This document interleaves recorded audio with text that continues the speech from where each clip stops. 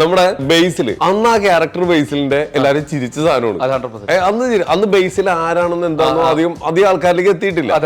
ഇന്ന് ബേസിൽ ട്രെൻഡിൽ നിൽക്കുകയാണ്. എഡിറ്റിങ്ങിനെ കുറിച്ച് പറഞ്ഞു കൊടുക്കുന്നത് എന്നോട് എഡിറ്റ് ചെയ്യാൻ പറയുന്നു. അങ്ങനെ ചെയ്യാം, പക്ഷെ എന്നോട് എഡിറ്റ് ചെയ്യാൻ മാത്രം പറയരുത്. ഭയങ്കര ക്യൂട്ടായിട്ടാണ് ഇരിക്കണം ആ സമയത്ത്. ഭയങ്കര ഒരു ബേബി ഫേസ് ആണ് ആ സമയത്ത്. ഭയങ്കര അപ്പൊ ഞാൻ എപ്പോഴും പിന്നെ എടാ അനുപേട്ട എന്ത് ക്യൂട്ടാണ്.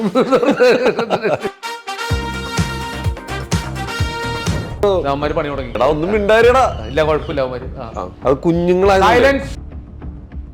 ആദ്യമായിട്ടൊരു ഇന്റർവ്യൂല് നായകനും പ്രൊഡ്യൂസറും മരപ്പട്ടിയും എല്ലാവരും കൂടുതലും ഇന്റർവ്യൂ. ഹോംലി മിൽസില് കുറെ കാലം ട്രെൻഡായ ഒരു സാധനമാണ് ഷക്കീല കരയാറില്ല. എനിക്ക് അറിയുന്നുണ്ടെങ്കിൽ അത് വേറെ അവസ്ഥയിലായിരിക്കും. അത് പല സ്ഥലം. പിന്നെ ബാബുവാന്റെ ഡാൻസ് കളിക്കാറില്ല, ഓവൽ ഡാൻസിന്റെ സാധനമില്ലേ അത്. ശരിക്കും ഇപ്പൊ ഹോംലി മിൽസ് സിനിമയില് ബ്രോ എടുത്തേക്കുന്ന സ്ട്രഗിൾ ഉണ്ട്. അത് ശരിക്കും ബ്രോന്റെ ലൈഫിൽ സംഭവിച്ചത് 85% സംഭവിച്ചു തന്നെയാണ്. ബ്രോ ഫസ്റ്റ് ആണോ മമ്മൂക്കായിട്ട്? ഞാൻ ആദ്യമായിട്ടാണ് മമ്മൂക്കായിട്ട് അഭിനയിക്കുന്നത്. അതിൽ ജോസേട്ടൻ വഴി ആയതുകൊണ്ടാണ്. അത് മത്തപ്ര വെയിലത്തല്ലേ ഇത് മുഴുവൻ. നമ്മൾ വേർക്കത്തുമില്ല. പക്ഷെ നമുക്ക് അവിടെ നിന്ന് വർക്ക് ചെയ്യണതും പിന്നെ അതിനോട് വർക്കിനുള്ള കമ്മിറ്റ്മെന്റും ആ ചെയ്യുന്ന നമുക്ക് പഠിക്കാൻ ഭയങ്കര. അങ്ങനെ ആന്റി ക്രൈസിനാണ് ഞാൻ ആക്ച്വലി ആദ്യം ഈ പടത്തിന് പേര്.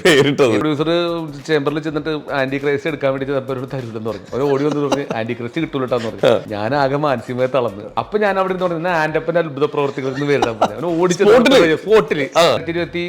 ഇപ്പോഴത്തെ കാലത്ത് യേശുക്രിസ്തു ഇപ്പൊ ജനിച്ച് ഇപ്പൊ ജീവിച്ചിരുന്നെങ്കിൽ എന്ത് സംഭവിച്ചാനെ എന്ത് പറഞ്ഞാനെ എന്നുള്ള എന്റെ ഫണ്ണി വെർഷനാണ് ഈ പടം. ഇവിടുത്തെ സെൻസർ കിട്ടൂല എന്ന് വിചാരിച്ചപ്പോഴത്തേക്കും എനിക്കിത് നെഞ്ചുവേനോല വന്ന്. ആരാണ് സെൻസർ ചെയ്യാൻ പറ്റുന്നതെന്ന് അറിയത്തില്ല, എങ്ങനെയാണ് അവിടുത്തെ സെറ്റപ്പ് എന്നറിയില്ല. നമ്മൾ ഇത്രയും പണിയെടുത്തിട്ട് ഒരു സെൻസർ തരൂല എന്ന് പറഞ്ഞപ്പോൾ ഞാൻ വിചാരിച്ചു എന്ത് ചെയ്യൂത്.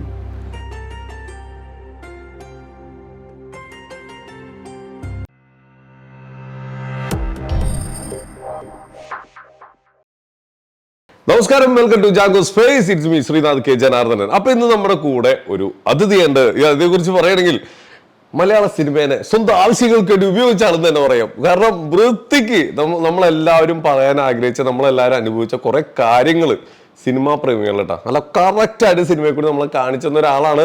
കൂടുതലൊന്നും ഞാൻ പറഞ്ഞു കഴിഞ്ഞാൽ ഇൻട്രോ നീട്ടിക്കൊണ്ടുള്ള നമ്മുടെ സ്വന്തം ബിബിൻ ആറ്റ്ലി ബ്രോ. നമസ്കാരം, വെൽക്കം ടു അവർ ഷോ. നമ്മുടെ ഓരോ സിനിമ ഇറങ്ങുമ്പോൾ ഈ നമുക്ക് നാട്ടിലെ ഒരുപാട് കലാകാരന്മാരും സിനിമയുടെ പുറകെ കടന്നവരും ഇങ്ങനെയുള്ള ഒരുപാട് പേർക്ക് ഒരു പ്രതീക്ഷയാണ്. കാണട്ടെ, നാട്ടുകാർ കാണട്ടെ, നമ്മൾ എന്തൊക്കെ അനുഭവിച്ചത് കാണട്ടെ. ഇങ്ങനെ പല സാധനങ്ങളും അതിനകത്തുണ്ടാവും. ഓരോ കഥയ്ക്കും ഓരോരോ വ്യത്യസ്തത. വളരെ നല്ല രീതിയിൽ ഒരിക്കലും ഒരു സിനിമയുടെ ഒരു ഭാഗമല്ല അടുത്തത് വന്നത്. ഭയങ്കര വ്യത്യസ്തമായിരിക്കും. ഇപ്പൊ ദാ വന്നേക്കുന്നത് ആന്റപ്പന്റെ അത്ഭുത പ്രവർത്തകർ. ഇതും അതിന്റെ ട്രെയിലറൊക്കെ അടിപൊളിയായിട്ടുണ്ട്. നമുക്ക് തിയേറ്ററിൽ പോയി കാണണം എന്ന് തോന്നുന്ന എല്ലാ എലമെന്റും അതിനകത്തുണ്ട്.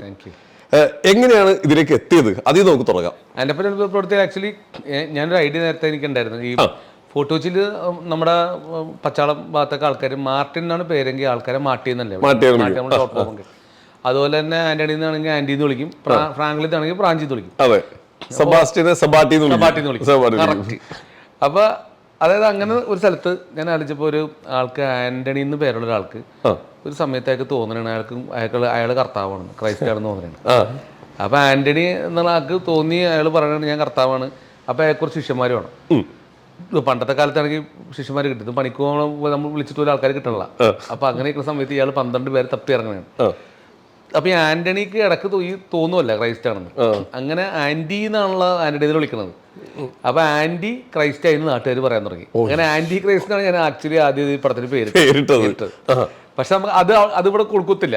അപ്പൊ എന്റെ കൂട്ടുകാരൻ ഫ്രെഡി പ്രൊഡ്യൂസർ ചേംബറിൽ ചെന്നിട്ട് ആന്റി ക്രൈസ്റ്റ് എടുക്കാൻ വേണ്ടി ഒരു തരൂലെന്ന് പറഞ്ഞു. ഒരു ഓടി വന്ന് പറഞ്ഞ് ആന്റി ക്രൈസ്റ്റ് കിട്ടൂലട്ടാന്ന് പറഞ്ഞു. ഞാൻ ആകെ മാനസികമായി തളർന്ന്. ഈ പടത്തിന് ആന്റി ക്രൈസ്റ്റിന് പേരും കൂടി ഇല്ലെങ്കിൽ പിന്നെ ആര് അങ്ങനെയെങ്കിലും ആൾക്കാർ ശ്രദ്ധിക്കും. ഒരു പ്രാന്തങ്കതയാണ്, ഒരാൾക്ക് കർത്താവാന്ന് തോന്നുന്നതിനെ കുറിച്ചൊരു പ്രാന്തങ്കത. അപ്പൊ പെട്ടെന്ന് എന്ത് ചെയ്യും? അപ്പൊ ഞാൻ പറഞ്ഞ ഒരു കാര്യം ചെയ്യും, തൽക്കാലം എന്തെങ്കിലും പേര് പറയാൻ പറഞ്ഞു. അപ്പൊ ഞാൻ അവിടെ നിന്ന് പറഞ്ഞ ആന്റപ്പന്റെ അത്ഭുത പ്രവർത്തികൾ പേരിടാൻ പറഞ്ഞു. ഓടിച്ച് സ്പോട്ടില്. അപ്പൊ തന്നെ ഞാൻ റോട്ടിലേക്കാണ്. അപ്പൊ ചേംബറിന്റെ താഴെ ഓടി പോകുമ്പോയിട്ട് ആന്റപ്പന്റെ അത്ഭുത പ്രവർത്തികൾ പേരിട്ടുണ്ടോ എടാ പേര് ഫിക്സ് ചെയ്ത് പോയി, ഇനിയിപ്പോ ആ പേരിടാൻ പറ്റുള്ളൂ. അങ്ങനെ ആന്റി ക്രൈസ്റ്റ് എന്നുള്ള പേര് മാറി ആന്റപ്പന്റെ അത്ഭുത പ്രവർത്തനം. അങ്ങനെയാണ് ആക്ച്വലി ഈ പടം ഞാൻ തുടങ്ങുന്നത്. അങ്ങനെയാണ് ഈ ഐഡിയ ആണ്. ഈ ഒരാൾ ഈ 2020 ഇപ്പോഴത്തെ കാലത്ത് യേശുക്രിസ്തു ഇപ്പൊ ജനിച്ച് ഇപ്പൊ ജീവിച്ചിരുന്നെങ്കിൽ എന്ത് സംഭവിച്ചാനെ എന്ത് പറഞ്ഞാനെ എന്നുള്ള എന്റെ ഫണ്ണി വെർഷനാണ് ഈ പടം ചെയ്തേക്കുന്നത്. ഇത് ഞാൻ ചോദിക്കട്ടെ, ഇതെല്ലാം ഈ നമ്മൾ ഇതിലെടുത്തേക്കുന്ന തീം ആരും ഒന്നും പേടിക്കുന്ന തീമാണ്. ഇത് ഒന്ന് അങ്ങോട്ടോ ഇങ്ങോട്ടോ മാറിക്കഴിഞ്ഞാ സാറെ കയ്യതോ അതുണ്ട്. അപ്പൊ ഇത് അങ്ങനെയൊക്കെ സെലക്ട് അങ്ങോട്ട് മാറിയല്ല, സെൻസർ കിട്ടിയില്ല ഇവിടെ നിന്ന്, കിട്ടിയില്ല. ഇല്ല, കേരളത്തിൽ നിന്ന് കിട്ടിയില്ല നമുക്ക്. അത് കഴിഞ്ഞിട്ട് പിന്നെ നമ്മള് ബോംബെ പോയിട്ടാണ് നമുക്ക് കിട്ടിയത്. അപ്പൊ ഇവിടെ നിന്ന് നമ്മള് കുറെ നാളെ നമ്മൾ നടത്തിച്ച് ഒരു എന്താണ് അവരൊക്കെ പറയുന്നത് അങ്ങോട്ടും ഇങ്ങോട്ടും മാറിപ്പോയി എന്നുള്ളതാണ് പ്രശ്നം. പണി പാളി എന്നുള്ള സീനിനകത്താണ് അവന്മാര് നമുക്ക് സെൻസർ ചെയ്തില്ല. അങ്ങനെ പോയിട്ട് നമ്മൾ അവിടെ പിന്നെ 6-7 മാസം ബോംബെ പോയി കിടന്ന് അങ്ങനെ ഒരു പരിപാടി നടക്കണ്ടേയില്ല. അവസാനം ഞാൻ കുറെ പേരെ വിളിച്ചിട്ട് സെറ്റായില്ല. അപ്പൊ നമുക്ക് ബോംബെയിൽ നമുക്ക് അവിടെ ജനനായകൻ പോലും സെൻസർ കൊടുക്കാത്ത സ്ഥലമാണ്. അവിടെ പോയി എത്ര കോണ്ടാക്റ്റുകളും നടക്കൂല. അങ്ങനെ കുറെ കഴിഞ്ഞിട്ട് അവസാനം മേജർ രവിച്ചേട്ടനാണ് ഞാൻ ഒന്ന് വിളിച്ച് നമുക്കൊന്ന് ഹെൽപ്പ് ചെയ്തത്. അങ്ങനെയാണ് ഈ പരിപാടി എനിക്ക് അവിടെ സെറ്റായിട്ട് പിന്നെ ചെന്ന് സെൻസർ കണ്ടതവര്. അത് കഴിഞ്ഞ് പിന്നെ അവർ പറഞ്ഞ് A സർട്ടിഫിക്കറ്റ് തരുള്ളൂ എന്ന് പറഞ്ഞു, റിലീജിയസ് സബ്ജക്റ്റ് ആയതുകൊണ്ട്. കാരണം വൃത്തിയായിട്ടല്ല, റിലീജിയസ് സബ്ജക്റ്റ് ആയതുകൊണ്ട് ഒരു അഡ്വാൻസ് ആയിട്ട് അവരൊരു തന്നു നമുക്കൊരു സേഫ്റ്റിക്ക് വേണ്ടി. അങ്ങനെ അത് കിട്ടി കഴിഞ്ഞു. അങ്ങനെയാണ് അതിന്റെ ഒരു ട്രാവൽ ഉണ്ടായിരുന്നത്. പക്ഷെ പരിപാടി ഇതാണ്, കുറച്ചൊരു അപ്പുറത്ത് പോകേണ്ട വരും ഇങ്ങനത്തെ കഥ പറയുമ്പോ. അതായത് ലൈവ് നമ്മുടെ നാട്ടിൽ നടക്കുന്ന പല സംഭവങ്ങളും അതിൽ ആഡ് ചെയ്യുന്നുള്ളൂ, അല്ല നമ്മളായിട്ടൊന്നും സാധനം വെച്ചതല്ല. ഞാൻ എക്സ്ട്രാ ഒന്നും ആഡ് ഒന്നുമില്ല. സാധാരണ നമ്മുടെ നാട്ടിൽ നടക്കുന്ന കാര്യങ്ങളൊക്കെ തന്നെയാണ് കാണിച്ചിട്ടുള്ളത്. കാരണം നമ്മൾ കാണുന്നതാണല്ലോ പലരും, നമുക്ക് എല്ലാവർക്കും അറിയാവുന്ന കാര്യങ്ങളൊക്കെ തന്നെയാണ്. പക്ഷെ ഇപ്പൊ അങ്ങനെ പറയുമ്പോ അത് സെൻസർ എന്ന് പറഞ്ഞാൽ അവരെ സംബന്ധിച്ചുള്ള അവരെ പറഞ്ഞിട്ട് കാര്യമില്ല. അവർക്ക് എന്തെങ്കിലും ചോദ്യം വന്നാൽ അവർക്ക് വരുള്ളൂ. തീർച്ചയായിട്ടും എന്തുകൊണ്ട് എന്നൊരു ചോദ്യം അത് അവിടെ ഇരിക്കുന്ന ആൾക്കാർക്ക് വരുള്ളൂ. അപ്പൊ അതുകൊണ്ട് നമുക്കിങ്ങനെ പക്ഷെ പരിപാടി ഒരു ഡിഫറെന്റ് പരിപാടിയാണെന്നുള്ളതാണ് എനിക്ക് എല്ലാവർക്കും കണക്ട് ആവും. ഫാമിലിക്കോ യൂത്തിനോ ബേസിക്കലി എല്ലാ റിലീജിയസിലും ഉണ്ടല്ലോ ഈ പറഞ്ഞ ഈ കുറച്ചൊരു വേറെ രീതിയിലുള്ള പരിപാടികൾ. അപ്പൊ അത് എല്ലാവർക്കും ഫാമിലിക്കും LKG പഠിക്കണം കുഞ്ഞുങ്ങൾക്കും അതിൽ എല്ലാവർക്കും മനസ്സിലാവും. കുട്ടികൾക്ക് തൊട്ട് അത് A സർട്ടിഫിക്കറ്റ് തന്നേക്കുന്നത് അവരുടെ സേഫ്റ്റിക്കാണ്. പക്ഷെ ഇത് കൊച്ചു കുട്ടികൾക്കാണ് ഇത് കൂടുതൽ കണക്ട് ആവുന്നത്. ഈ A സർട്ടിഫിക്കറ്റ് ഫാമിലി കയറാതിരിക്കണ്ട, ധൈര്യമായിട്ട് കളിക്കും. ഒരു ഒരു ഒന്നുമില്ല. അതിന് കോമഡി എന്ന് പറഞ്ഞാൽ എൻ്റെ ഒരു കൂട്ടുകാരുണ്ട്, മറ്റേ ശ്രീധരൻ പറയാൻ പറ്റും, മോസപ്പൻ എന്ന് പറയും, പാലാട്ടത്ത് മറ്റേ ചെറിയ കില്ലാടിയാണ്. അപ്പൊ അവനെയും കൂട്ടിയാണ് ഞാൻ ബോംബെ പോയത്. അവൻ ആദ്യമായിട്ടാണ് ബോംബെ കാണുന്നത് ഈ പടത്തിന്റെ പേര്. അപ്പൊ അവൻ അഭിനയിച്ചിട്ടുണ്ട് ഈ പടത്തിൽ, മോസ് നല്ല ക്യാരക്ടർ ചെയ്തിട്ടുണ്ട്. അപ്പൊ ഗവൺമെന്റ് അവിടെ ചെന്ന് സർട്ടിഫിക്കറ്റ് കിട്ടി കഴിഞ്ഞപ്പോൾ അവർ എന്ന് പറഞ്ഞിട്ട് നമുക്ക് എഴുത്താന്നല്ല. പുറത്തിറക്കിയപ്പോൾ ഞാൻ മോസിനോട് ചേട്ടാ A സർട്ടിഫിക്കറ്റാന്ന് പറഞ്ഞു. അപ്പോൾ മോസാകെ ടെൻഷനായി. അതെന്താണത്? നീ എന്താ ടെൻഷനാണ്? അല്ല ഈ പടത്തിൽ ഇനിയിപ്പോൾ നമ്മൾ ഷൂട്ട് ചെയ്ത് കയറ്റണോ, ഗവൺമെന്റാണ് അത് തീരുമാനിക്കുന്നത്. നമ്മളിത് ആരുടെ കയറ്റും? നീ കർത്താവാണ്, നിന്റെ കയറ്റാൻ പറ്റില്ല. പിന്നെ അവനാണ്, അവൻ കുടുംബമുണ്ട്, കയറ്റാൻ പറ്റില്ല. നമ്മൾ എങ്ങനെ കയറ്റും? ശിഷ്യന്മാരുടെ ആരെങ്കിലും വെച്ച് അഡ്ജസ്റ്റ് ചെയ്യാന്നുള്ള സീനിലാണ്. അങ്ങനെ ആയിരുന്നു. മറ്റേ അങ്ങനെയാണ് A കിട്ടിയത്. ആ A ഉള്ളൂ. എനിക്കല്ല ഇപ്പൊ ഇന്റർവ്യൂ മോസപ്പനെ കാണുമ്പോ ആൾക്കാർ വിചാരിക്കും മോസപ്പനെ കാണുമ്പോ ഒറിജിനൽ അവസാനമുള്ള 18 കിങ് ആണല്ലോ. ഉള്ളിൽ രണ്ട് മാടപ്രാവ ഉള്ളിൽ. കുറെ പേരുണ്ട് അങ്ങനെ. നമ്മൾ ഒറ്റ നോട്ടത്തിൽ കണ്ടു കഴിഞ്ഞാൽ അങ്ങ് ചിലരോടൊക്കെ നമുക്ക് സംസാരിക്കാൻ പേടിക്കും. പക്ഷെ വർത്തമാനം പറഞ്ഞാൽ തീർന്ന് മോസസ് ശരിക്കും മറ്റേ മോസിന്റെ പ്രത്യേകത വെച്ചാൽ നമ്മൾ വർത്തമാനം പറഞ്ഞപ്പോ നിന്നോട് ചോദിക്കും നിന്റെ വീട് എവിടെയാണ്? അപ്പൊ എലൂര് എവിടെ? എലൂര് മറ്റേ ജംഗ്ഷൻ്റെ അടുത്ത് എവിടെ? ജംഗ്ഷൻ്റെ അടുത്ത ഇടത്ത വളവിന്റെ അവിടെ ഒരു ജോർജിനെ അറിയോ? അപ്പൊ നമ്മളിരിക്കും എന്തോ ജോർജിനെ അറിയോ? ജോർജ് അവിടെ ജോലിയുള്ള ജോർജിനെ അറിയോ? അവിടെ FS സീറ്റിൽ അറിയാൻ പാടില്ല. ശരി, ഓക്കെ. പക്ഷെ നമ്മളെ ചോദ്യമൊക്കെ നമ്മളിരിക്കും നമ്മൾ നമ്മൾ ഈ മറ്റേ ബൗൺസേഴ്സ് ഒക്കെ ഇല്ലേ, എനിക്കറിയാവുന്നൊരു പയ്യനുണ്ട്. ചേട്ടാ എങ്ങനെ ഈ ഇടിയും ബഹളമൊക്കെ? ഇല്ല ചേട്ടാ, ശരീരം ഒരു 1.5 ശരീരമോ. ഞാനിങ്ങനെ പാർക്കിങ്ങിലൊക്കെ നിൽക്കും, പിന്നെ ഒരു 500 രൂപയൊക്കെ കിട്ടും. അങ്ങനെ സംസാരിക്കുന്ന ഒരു ബൗൺസർ എനിക്കറിയാം. പാവങ്ങള് അവിടെ നിക്കണ നിപ്പ് കാണുമ്പോ എല്ലാവർക്കും വെറുതെ ഒരു ദേഷ്യം തോന്നുന്നു. മാത്രമല്ലേ മോശം ശരിക്കും ലുക്ക് വൈസ് മോശം ശരിക്കും പറഞ്ഞാൽ ആളെ കണ്ടാലും നമ്മളൊരു ലൊക്കേഷനിലൊക്കെ ചെന്ന് ഇറങ്ങി കഴിഞ്ഞാൽ ഇപ്പൊ നമ്മള് ആളുണ്ട്, പക്ഷെ വിളിക്കരുത് പറഞ്ഞ നമുക്ക് മണ്ടത്തിന് ബാക്കി മിടുക്കനാണ്, കാര്യങ്ങളൊക്കെ അറേഞ്ച് ചെയ്യാൻ പറ്റും. കാരണം എന്തൊക്കെ ലൊക്കേഷൻ സാധനം സെറ്റ് ചെയ്യാനൊക്കെ നമ്മൾ എന്ത് പറഞ്ഞാലും സെറ്റ് ചെയ്യുമ്പോൾ നമ്മുടെ പടത്തിനകത്ത് തന്നെ നമുക്കൊരു കല്യാണമുണ്ട്. കല്യാണ തലേദിന സീനാണ്. കല്യാണ തലേദിനെന്ന് വെച്ചാൽ സാധാരണ ഇവിടെയൊക്കെ പോട്ടിക്കറി വെച്ചിട്ടുള്ള കല്യാണ തലേന്നാണ് നമ്മുടെ വൈഫിൻ ഭാഗത്ത്. അപ്പൊ കുറെ പേര് വേണം, അപ്പൊ കുറെ ആൾക്കാരെ സംഘടിപ്പിക്കുക എന്നുള്ളത് ഈസിയല്ല. അത്ര 10-300 പേരെ രാത്രി മുഴുവൻ നിർത്തി ജൂനിയർ ആർട്ടിസ്റ്റും കാശ് കൊടുത്തത് നമ്മൾ മുടിയും. അപ്പോൾ നമ്മൾ എന്ത് ചെയ്തെന്ന് വെച്ച് കഴിഞ്ഞാൽ അപ്പം മോസിനോട് പറഞ്ഞു, മോസ് എന്ത് ചെയ്തെന്ന് വെച്ചാൽ അവിടെ പൂട്ടിക്കറിയും വെച്ച് അപ്പുറത്തെ വീടുകളിൽ പോയിട്ട് പോട്ടിക്കറി ഉണ്ട് ആ ഫുഡ് അടിക്കാന്ന് പറഞ്ഞ് വിളിച്ചപ്പോഴത്തേക്കും കംപ്ലീറ്റ് 10-400 പേര് പോട്ടിക്കറി അടിക്കാൻ വേണ്ടി വന്നു. അവന്റെ ബ്രില്യൻസ് ആണത്. അങ്ങനെയുള്ള ബുദ്ധി സൂപ്പറല്ല അവന്റെ. അതുപോലെ ഒരു ദിവസം ഷൂട്ട് ചെയ്തോണ്ടിരിക്കുന്നത്, ഞങ്ങൾക്ക് കടപ്പുറത്താണ് ഷൂട്ട് ചെയ്യുന്നത്. അപ്പൊ ഷൂട്ട് ചെയ്തോണ്ടിരിക്കുന്ന സമയത്ത് 40 പേരുണ്ട്. അപ്പൊ നമ്മള് വീട്ടിലാണ് ചോറ് ഏൽപ്പിച്ചേച്ചത്. അപ്പൊ 25 പേർക്കുള്ള മീൻ വറുത്തുള്ളൂ. അപ്പൊ നോക്കുന്നത് ബാക്കി 40 പേരുണ്ട് അവിടെ. അപ്പൊ 15 പേർക്ക് പ്രശ്നവും. അപ്പൊ ഞാൻ പെട്ടെന്ന് എന്ത് ചെയ്യും മോശം, മീൻ വറുത്ത് കാണുമ്പോൾ തന്നെ അറിയാം ഒരു 25 ഉള്ളൂ. ദോശ എന്ത് നേരെ എന്താ ഞാൻ നോക്കുമ്പോ പൊടിക്കണ്. അപ്പൊ പൊടി ഇത്ര ആയില്ലേ, അത് പൊടി ആ ചമ്മതി ആൾക്കാർ കണ്ടപ്പോഴത്തേക്കും ഇത്ര അധികവും 40 പേർക്ക് ഇത്ര വേണ്ടെന്നുള്ള സീനാണ് പൊടിച്ചപ്പോഴേക്കും ആൾക്കാർ എടുത്ത് വെച്ചാൽ അങ്ങനെയുള്ള ബുദ്ധിയാണുണ്ട്. എല്ലാ സിനിമയിലും കൂടെ നിർത്താൻ പറ്റിയ പക്ഷെ മണ്ടത്തരം ഉണ്ട്. ചില സമയത്ത് ഇവൻ കൊട്ടേഷൻ ഉണ്ട്. പല കഴിഞ്ഞ ദിവസം ഇവൻ എന്നെ വിളിച്ചിട്ട് പറഞ്ഞ് അത്യാവശ്യമായിട്ട് കാണുമല്ലോ എന്നാണ് ഇവരുണ്ട്, അതായത് അർജുനാണ് എവിടെ തോന്നി. ഞാൻ പറഞ്ഞു ഞാൻ ഇവിടെ ഇടപ്പള്ളുണ്ട്. ആ ഒന്ന് 2 പിള്ളേരും വിളിച്ചിട്ട് വന്നേക്കാൻ. ഏതോ എല്ലായിടത്തും വലിയ ആളാണല്ലോ. അപ്പം അവിടേക്ക് പോരാ എടുത്തോണ്ട് എടാ നിനക്ക് വേറൊരു ഷർഫിനറിയോ? ഞാൻ പറഞ്ഞു ഇല്ല മനസ്സിലായില്ല. ഷർഫു വേറെ ഉണ്ടാ? ഞാൻ പറഞ്ഞു ഷർഫുവാ. ആ ഷർഫു. ഷർഫുദ്ദീനെ പോലെ വേറെ ആരാളുള്ളത്? ഷർഫ് വേറെ ഷർഫു ഉണ്ടാ? ഇല്ല. പരിചയം എന്താ സംഭവം? ഒരു ഷർഫ് വേണമെന്നുള്ള പിള്ളേരുണ്ട്. ഷർഫ് ആരാ ഉള്ളത്? അവന് സിനിമയ്ക്ക് പഠിക്കാൻ നിൽക്കുന്ന പിള്ളേരാണ് സാർ. അപ്പോൾ ഞാൻ പിള്ളേർ വിളിച്ച് എന്താ സംഭവം പറഞ്ഞു. ചേട്ടാ വേറെ ഒന്നുമില്ല, ഞങ്ങൾക്ക് ടർഫ് ഒന്ന് സംഘടിപ്പിച്ച് തരാൻ പറ്റും ഷൂട്ട് ചെയ്യാൻ വേണ്ടി.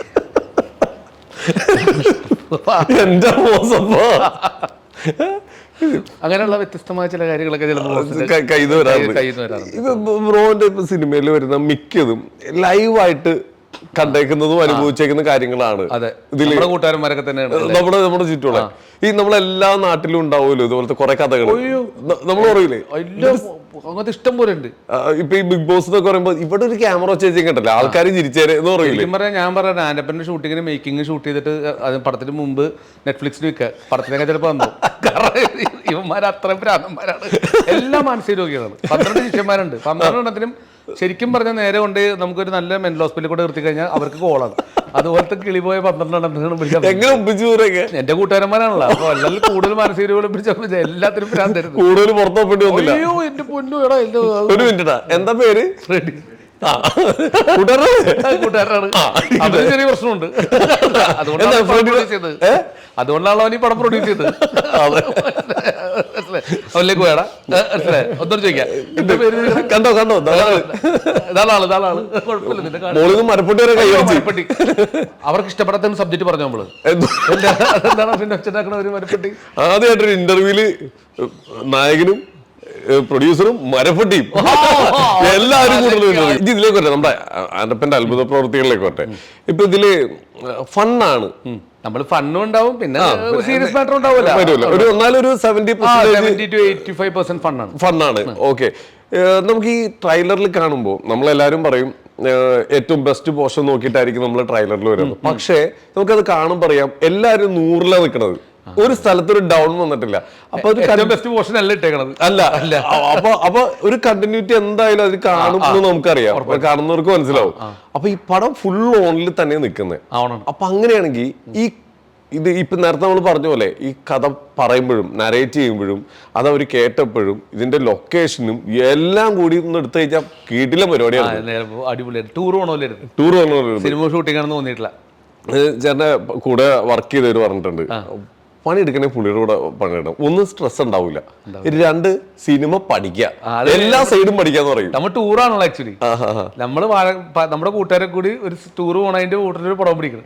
ഓക്കെ ബ്രോ, ഞാൻ ഒന്ന് ബാക്കോട്ട് പോയിക്കോട്ടെ. നേരെ പുറകിലേക്ക് പോയി കഴിഞ്ഞാൽ ഇപ്പൊ സിനിമയിലൊക്കെ വരുന്നതിന് മുമ്പ് എന്റെ ഉള്ളിൽ ഒരു കലാകാരൻ ഉണ്ടെന്ന് തിരിച്ചറിഞ്ഞൊരു സമയം എപ്പോഴാണ്? ബേസിക്കലി ഞാൻ ടി-വിയില് ഞാൻ സ്കൂളിൽ പഠിക്കുന്ന സമയത്ത് റേഡിയോയിൽ പ്രോഗ്രാം ചെയ്യുമായിരുന്നു. 9-ൽ 10-ൽ പഠിക്കുമ്പോൾ നമ്മുടെ വീടിന്റെ അടുത്താണ് ആകാശവാണി, തൊട്ടടുത്ത്. അപ്പൊ അന്ന് തന്നെ നമ്മൾ നാടകങ്ങളൊക്കെ സ്കൂളിൽ പഠിക്കുമ്പോ സ്കൂൾ ബാങ്ക് കൊണ്ട് അവിടെ പോയി നാടകം ചെയ്യുമായിരുന്നു. അങ്ങനെ അത് ചെയ്ത് ശീലമായി. അപ്പൊ അങ്ങനെ നാടകം ചെയ്ത് അപ്പൊ എനിക്ക് ബേസിക്കലി ആദ്യം നമ്മൾ ബിദോവിൻ്റെ ഒരു ബുക്ക് ഉണ്ടായിരുന്നു. അപ്പം ഞാനത് പാട്ട് കേൾക്കും. ചെറുപ്പത്തിൽ ഞാൻ DJ ആയിരുന്നു. വളരെ ചെറുപ്പത്തിൽ എനിക്ക് എൻ്റെ ഫ്രണ്ട് സർത്താജ് എന്ന ഒരാളുണ്ട്, പുള്ളി ഹോംലൂസിൽ മ്യൂസിക് ഡയറക്ടർ. അപ്പോൾ അവൻ പണ്ട് പ്രോഗ്രാംസിന് പോകുമ്പം അവൻ കൊണ്ടുപോയിരുന്ന എന്നെ പ്ലേയിങ് പഠിപ്പിച്ചതും ഓക്കെ. അങ്ങനെ സർത്താജാണ് എന്നെ കൊണ്ടുപോയിട്ട് ഈ DJ പരിപാടി. അങ്ങനെ പേരെന്തായിരുന്നു? DJ ആറ്റ്ലി അങ്ങനൊന്നുമില്ല. അത് വിപിൻ വാറ്റ്ലി എന്നുള്ള പേരുടെ അപ്പന്റെ പേരാണല്ലോ. അപ്പൊ വിപിൻ അപ്പൊ അങ്ങനെ സർത്താജിന്റെ ഷോസിന് പോക്കായിരുന്നു എൻ്റെ ആദ്യ പരിപാടി. അപ്പൊ അങ്ങനെ പോയപ്പോൾ മ്യൂസിക് ഭയങ്കര ഇഷ്ടമായിരുന്നു. ഓക്കെ. ഇങ്ങനെ മ്യൂസിക് ഇങ്ങനെ കേട്ടപ്പോൾ സമയത്താണ് ബിബിധോനെ കുറിച്ച് ഒരു സാധനം കേട്ടപ്പോൾ പുള്ളിനെ പറ്റി ഒരു നാടകം ഒരു സാധനം ചെയ്യാൻ വേണ്ടിയാണ് ആകാശവാണിയിൽ ചെന്ന് അപ്രോച്ച് ചെയ്തപ്പം അന്ന് KV ശരത്ചന്ദ്രൻ എന്ന് പറഞ്ഞ ആകാശവാണിയിലെ സാറും മരിച്ചുപോയി, ഷൈൻ എന്ന് പറഞ്ഞൊരു കക്ഷി ഉണ്ടായിരുന്നു. ഓക്കെ. ശരത് സാർ എപ്പോഴുണ്ട്. അപ്പോൾ എന്നെ വിളിച്ചിട്ട് പറഞ്ഞു ഇങ്ങനെ എനിക്ക് നാടകം ചെയ്യണം. അപ്പോൾ പുള്ളി അവർ അന്ന് സമ്മതിച്ച്, എനിക്കറിയില്ല എന്തൊരു സ്ഥാനത്താണ്. അങ്ങനെ ഞാനത് ചെയ്തു. അത് കഴിഞ്ഞ് ഞങ്ങൾ നാടകം കഴിഞ്ഞ ശേഷം പിന്നെ എനിക്ക് അവിടെ തന്നെ 2-3 നാടകങ്ങളും, മരുഭൂമിയിലുണ്ടാവുന്ന നോവലുണ്ട് ആനന്ദിൻ്റെ, അതൊരു നാടകമൊക്കെ ചെയ്യാൻ പറ്റി. അത് കഴിഞ്ഞിട്ട് പിന്നെ ഞങ്ങൾ അങ്ങനെ ഒത്തിരി നാടകങ്ങൾ ആകാശവാണിയിൽ.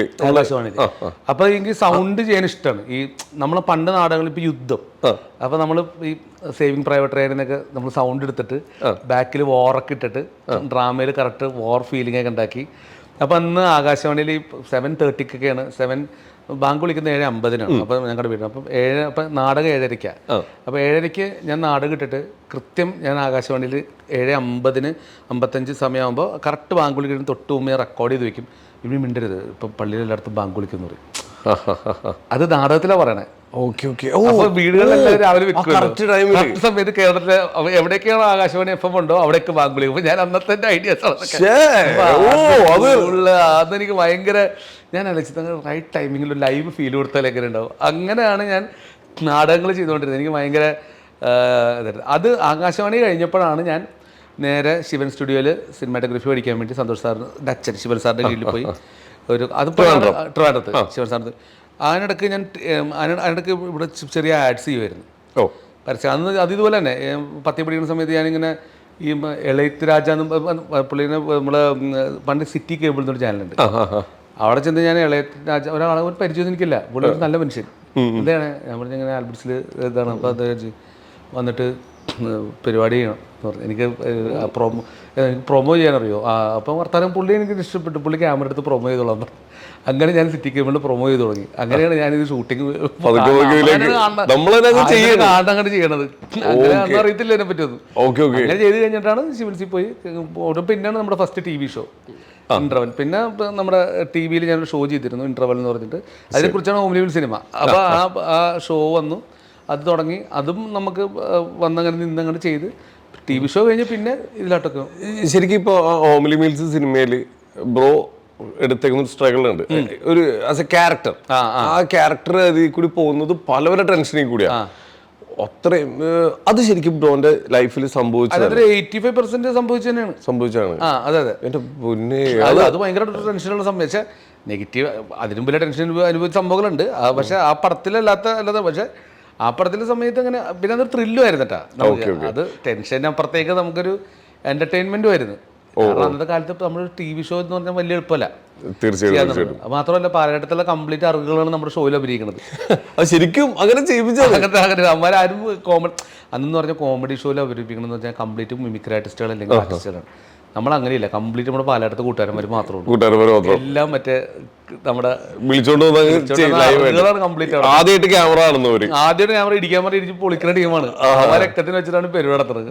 അവന്മാരുടെ കോമഡി ചെയ്ത് അവന്മാർ സ്റ്റാർ ആയി പോയി. പിന്നെ അവന്മാർ കൊട്ടേഷൻ എടുക്കാൻ പറ്റൂല, കാരണം വെച്ചാൽ ആൾക്കാർക്ക് പരിചയം കാണുമ്പോൾ സെൽഫി ഇല്ല, ആൾക്കാരെ അങ്ങനെ നമ്മള് കംപ്ലീറ്റ് പിള്ളേരെ അവിടെ സെറ്റ് ചെയ്ത് അങ്ങനെയാണ് നമ്മൾ തുടങ്ങിയത്. അതുകൊണ്ട് ഈ ഫേമസ് അല്ലാത്ത ആൾക്കാരെ കൊണ്ട് പെർഫോം ചെയ്യിപ്പിച്ചിട്ട് ശീലമായതുകൊണ്ടാണ് എനിക്ക് പിന്നീട് അതെനിക്കൊരു അന്ന് തന്നെ ചെയ്യിച്ചപ്പോൾ നമുക്ക് അതെനിക്ക് ഇഷ്ടപ്പെട്ട്.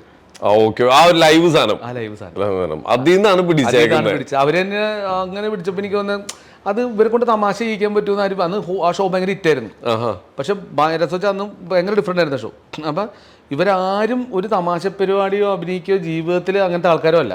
പക്ഷെ അവർ ചെയ്തു വന്നപ്പോൾ എനിക്ക് തോന്നി ഇവന്മാർ ലൈവ് അടിപൊളിയാണെന്ന് തോന്നി. അപ്പോൾ ഞാൻ വിളിച്ച് സിനിമയിൽ അഭിനയിക്കാൻ വേണ്ടി ഇടയ്ക്ക് മിമിക്രി അണിക്കാൻ വേണ്ടിയൊക്കെ ഒന്നും ആൾക്കാരല്ല. അപ്പൊ എനിക്ക് തോന്നുന്നു അങ്ങനെ ലൈവ് കുറച്ചുകൂടി രസമുണ്ടെന്ന് തോന്നി. അതാണ് ഈ ഒരു